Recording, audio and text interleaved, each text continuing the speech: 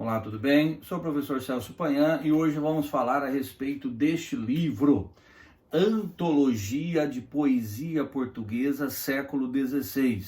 O subtítulo é Camões entre seus contemporâneos.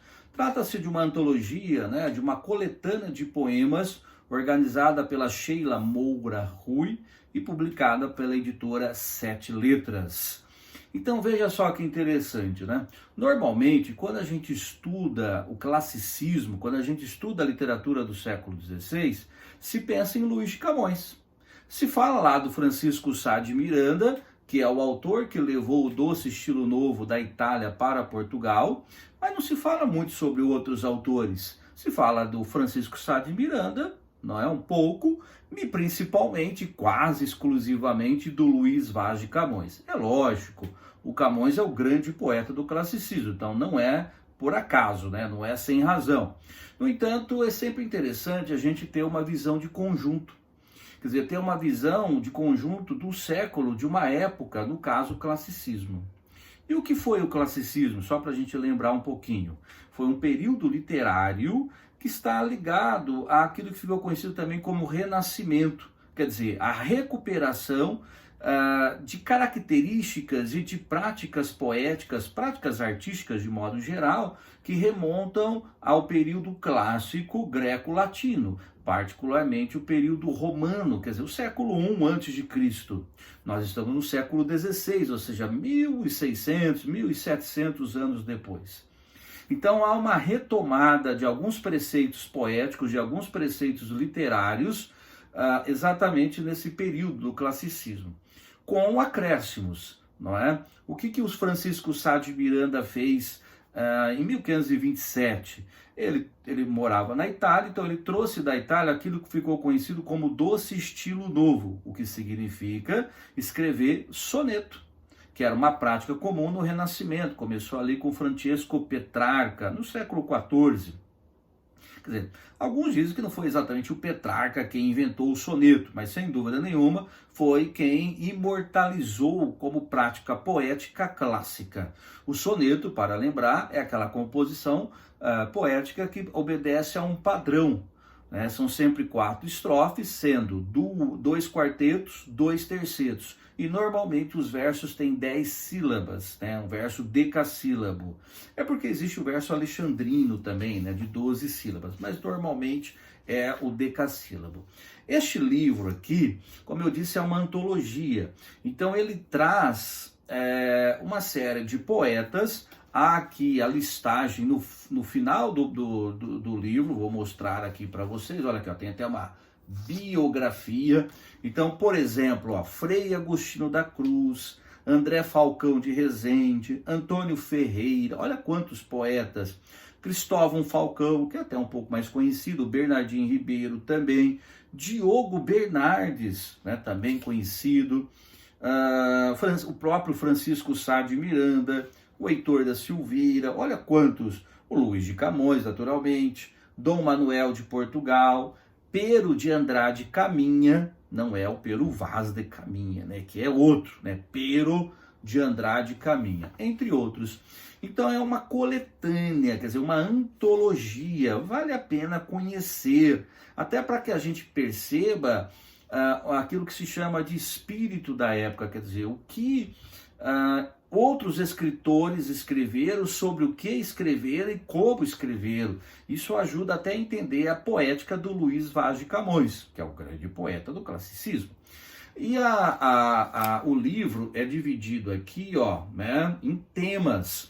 Veja, o primeiro tema, amor, tem a imitação, na corte, os tristes, dedicatórias e louvores, inimigo de mim, devotos, críticos, satíricos e uma correspondência poética. Então são 10 tópicos, 10 temas, por assim dizer, e a autora, a organizadora da antologia, a Sheila Moura, acabou selecionando então poemas que vão ao encontro desses temas. Bom, é claro que não tem como a gente analisar todos os poemas aqui, são vários, mas vamos abordar alguns, apenas para que você conheça, para que você tenha uma percepção sobre o que é o livro em particular, mas também sobre essa época, esse período literário do classicismo. Então, começando aqui pelo amor, a gente sabe que foi uma das grandes temáticas do Luís de Camões, inclusive, quando se estuda o Camões, se fala muito assim, da idealização, né, do amor impossível, da frustração amorosa e do amor platônico, obviamente, né, que é aquele amor elevado. Olha aqui, por exemplo, um poema do Diogo Bernardes. Nesses formosos olhos que tão caro me fazem custar sempre a vista deles, quando, cruel senhora, verei neles algum sinal de amor, escuro ou claro. Veja, Camões fala muito sobre isso, sobre a frieza, no caso de uma mulher, ante o amor que ele devota a ela. Então, será que todas as mulheres portuguesas do século XVI eram frias obrigatoriamente? Não, isso aqui é um preceito poético. Então nós temos aqui uma repetição de um preceito poético. Está presente no Camões, está presente no Diogo Bernardes, no Antônio Ferreira. Olha aí, ó. Ó olhos, donde amor suas flechas tira, né? A flecha lá, o cupido. Contra mim, cuja luz me espanta e cega. Ó olhos, onde amor se esconde e prega, as almas empregando-as se retira, quer dizer, o amor lança sua flecha sobre mim e depois vai embora e me deixa aqui sofrendo por amor, né? Olhos, porque em mais claro nasce o dia, porque são os meus olhos tão ditosos, que de chorar por vós lhe coube em sorte. Então veja, chora por amor, não é? E há outros também, ó, do Estevão Rodrigues, do próprio Pero de Andrade Caminha, que eu havia citado, né, e por aí vai. Deixa eu procurar aqui outro, ó. Por exemplo, do próprio Luís de Camões, ó.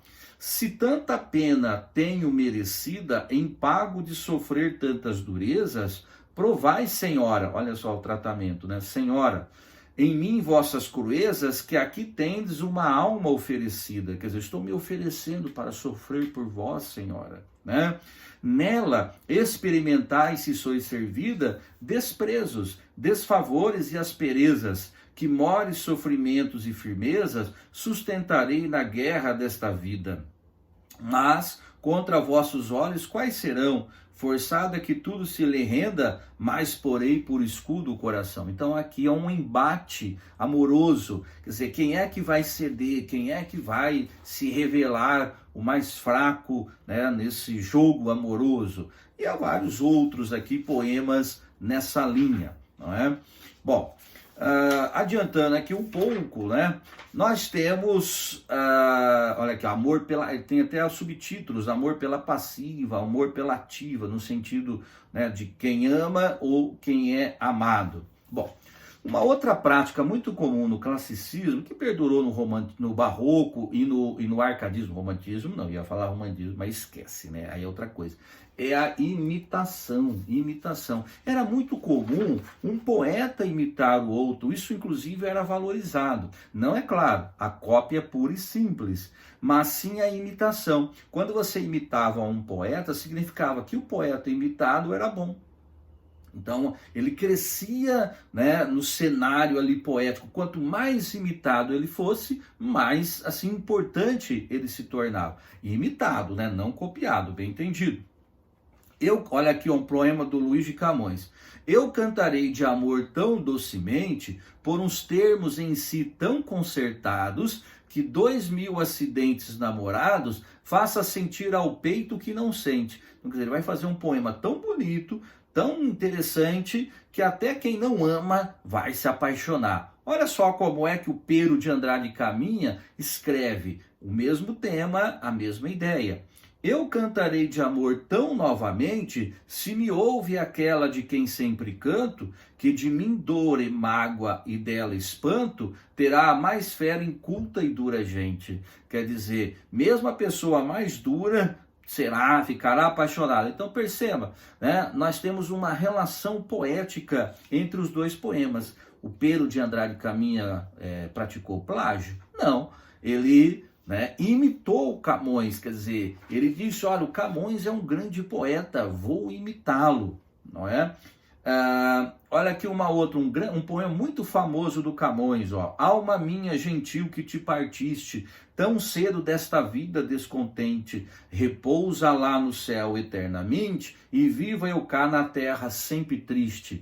Então é um poema em que ele dedica, né, o poema a uma namoradinha, né, que morreu afogada e tal, mas esse poema, o Camões, na verdade, se baseou num poema do Petrarca, né? Aquele que popularizou, digamos assim, o soneto. Olha como é que o Diogo Bernardes escreve. Alma que nesta vida despediste, quanto do céu podia desviar-te, com Maria escolhendo a melhor parte, esquecida de ti Cristo seguinte. Aqui se torna um poema mais religioso, mas a ideia, a construção poética é semelhante. Então isso é uma prática comum, não é? Durante o classicismo, o barroco, o arcadismo, que já é chamada era clássica. Veja como é que o Pero de Andrade Caminha fala, né, ou o que ele fala sobre a imitação. A imitação tem sua autoridade, em seguir só o amigo escolhido, ganha assim melhor nome e gravidade. Ó, a pessoa imitada se destaca, e com razão lhe é mais louvor devido, mas se alguém se igualar à antiguidade, por que imitado não serás seguido? Eu, e só meu Ferreira sempre imito, igual em tudo a todo o antigo espírito, que é espírito, né? Ele escreve aqui, né? Espírito. Então veja só, ele está se referindo ao Ferreira, né? A um outro poeta. Então veja o que ele diz, né? Ser imitado é bom, né? Hoje em dia a gente diria o quê? Seguidor, né? Me siga aí. Aproveita aí, já me segue aí também, né? Dá um curtir aí. Olha aí que bonito, já vou fazer a propaganda também, né? Então, olha aí o outro poema, o outro tema, Na Corte.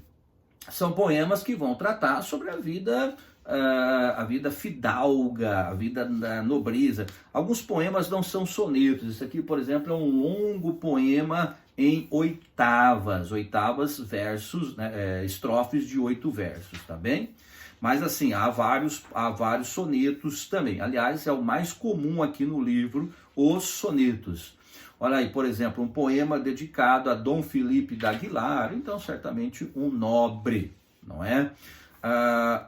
Adiante aqui um pouquinho, né, para a gente poder falar também sobre outros temas. Nós temos aqui, ó, deixa eu pegar aqui, ó, Os Tristes. Então, poemas que falam de pessoas que sofrem. Claro, lá no amor já tem também, não é? Mas aqui pode-se falar não só sobre a tristeza por um amor frustrado, mas também por outros motivos. Olha aqui o Antônio Ferreira, aquele lá que foi citado, né, pelo Pero de Andrade Caminha, no poema que eu acabei de falar. Ó. Despojo triste, corpo mal nascido, escura prisão minha e peso grave. Quando rota a cadeia e volta a chave, me verei de ti solto e bem remido?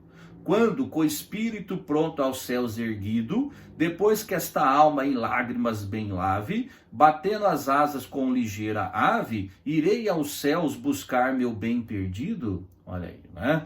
Então, falando aí sobre o sentimento, né? O sentimento.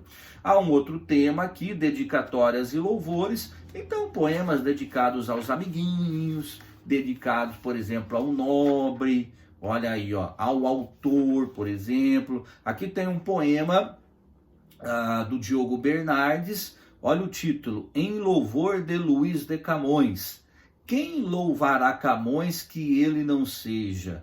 Quem não vê que cansa em vão engenho e arte? Ele se louva-se só, em toda parte, e em toda parte ele só enche de inveja. Então veja só, para que eu vou escrever um poema para louvar o Camões? Ele próprio já é, assim, alguém que se auto-louva. Por quê? Porque o que ele escreve desperta a inveja dos outros, né? Então Camões, o grande poeta do classicismo.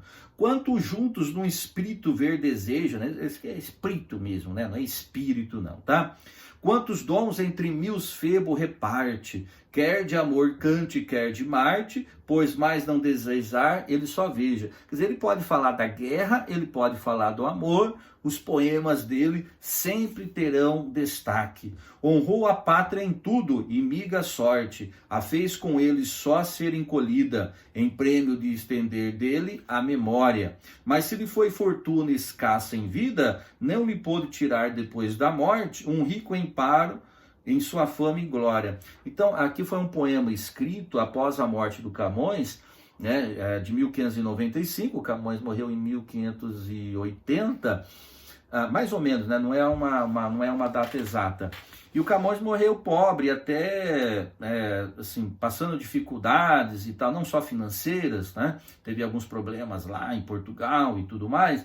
Então ele está falando o seguinte: olha, apesar do Camões ter morrido, apesar dos problemas dele, ninguém vai lhe tirar a fama e a glória. E é verdade, estamos aqui no século XXI falando do Camões. Olha só que interessante. Camões é o autor do grande livro, né, Os Lusíadas. Há um outro tema que é o inimigo de mim. E aí é interessante porque nós temos um poema do Baltazar Stasso, escrito em medida velha. Medida velha é o verso de 7 sílabas, ou 5, ó. Comigo me desavim, porque sou meu inimigo, nem posso viver comigo, nem posso fugir de mim. Tenho um ódio capital que do amor nasce e vem. Ambos meu sujeito têm, assim que eu quero me mal, porque a mim me quero bem. Então, quer dizer, como é que eu vou fugir de mim, né? Como é que eu vou? Vou para onde? Vou para onde? Eu não me aguento. É igual assim na pandemia, né? Na pandemia a gente fala, a gente precisa se conhecer, né? Então, já me conheci, mas não gostei de mim, né? O que eu vou fazer, né? O que eu vou fazer? Então, esse tema é um tema recorrente, inclusive. Outros poetas vão tratar, como o próprio Francisco Sá de Miranda. Olha só como é bem parecido, ó. Comigo me desavim, sou posto em todo perigo, não posso viver comigo, nem posso fugir de mim. É aquilo que eu falei, a questão da imitação. E o Camões também escreveu, ó, tudo em medida velha, tá? Tenho-me persuadido por razão conveniente, que não posso ser contente, pois que puder ser nascido, anda sempre tão unido o meu tormento comigo. Então é aquela velha história, né? Eu sou igual prego, né? Igual prego. Por que você é igual prego? Porque eu nasci para levar na cabeça, né? Pá, né? Só na cabeça do prego. Olha aí. Então, outro, ó, na mesma linha, o princípio lá da imitação, inclusive, ó, Martim Castro do Rio.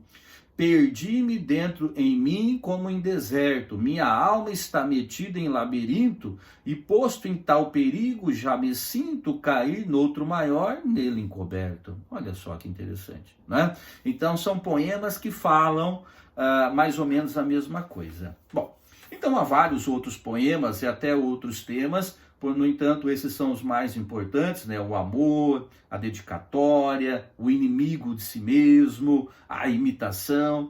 Então, o objetivo aqui desse vídeo, né, e falar particularmente desse livro, é chamar a atenção para o fato de que muitas vezes a gente tem, ao estudar um autor só, a percepção de que só aquele autor existiu. Claro, a gente sabe que não, mas fica essa percepção. Uma outra coisa que é importante lembrar, veja, quando a gente lê outros autores, quando a gente conhece outros autores do mesmo período, ainda que não sejam tão importantes, né, ou que não são mais lidos hoje em dia, não caem em Enem ou vestibular, para a gente conhecer bem esse autor, que é o que se destaca, no caso o Camões, é importante pelo menos conhecermos um pouquinho sobre outros autores, o que produziram, como produziram. Então, veja, essa temática, por exemplo, da morte da mulher amada, ela acontece com outros autores também. A temática do não gostar de si, querer fugir de si, por qualquer motivo, no sentido mesmo ali desse autoconhecimento e que às vezes não se realiza como seria o mais interessante para si mesmo. Então também acontece, não é, em outros. Isso aí é o que se chama desconcerto do mundo, né? Eu me enrolei aqui um pouquinho, mas o que eu queria falar é o desconcerto do mundo. Então o Camões trata muito sobre o desconcerto do mundo, mas não é o único a fazer isso. Então, é por isto que é interessante a gente conhecer um livro como este, olha aí, ó, né? Então, repetindo, Antologia da Poesia Portuguesa, século XVI. Tá legal? Então, espero que tenham gostado do vídeo. Deixa aí o seu like, né? Não, like é melhor, né? Melhor do que o dislike, né? Mas tudo bem. Se inscreva no canal, sempre tem novos vídeos aí, tá bem? Grande abraço!